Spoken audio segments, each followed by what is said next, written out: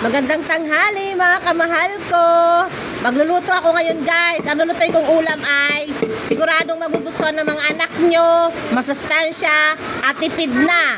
Diba sa panahon ngayon, kailangan talaga natin ng diskarte kung paano tayo makatipid kasi sobrang mahal ng bilihin ngayon.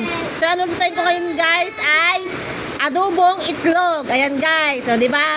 Bagong invento ko yan guys. Mag-adobo akong itlog. Na-try ko kung anong lasa talaga niya. Igisa sa sibuyas, bawang.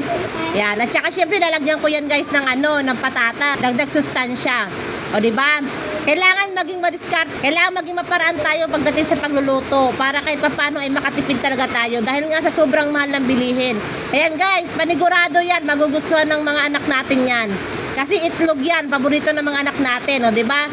Nagustuhan na ng anak natin, nakatipid pa tayo. Kailangan ganun talagang gawin natin guys para, syempre, din tayo. Kasi magkano lang naman yan guys eh. O diba? Lagyan din natin ng toyo, suka, paminta, magic sarap. Syempre, yan yung mga ricado guys. At saka lalagyan ko ng oyster sauce para naman lumasa talaga. Kasi wala akong asukal eh. So yan na lang ginawa ko. Marami na ako na-inventong lulutuing ulam dahil sa pagre-reels ko na yon. At syempre, nakakabuti din naman sa akin yon kasi nga, gumagana naman yung utak ko talaga. Kaya nagpapasalamat din ako dahil sa reels na to. Maraming salamat guys. Sana magustuhan nyo po. Pa-like, pa-share, pa-comment at pa-follow rin po. God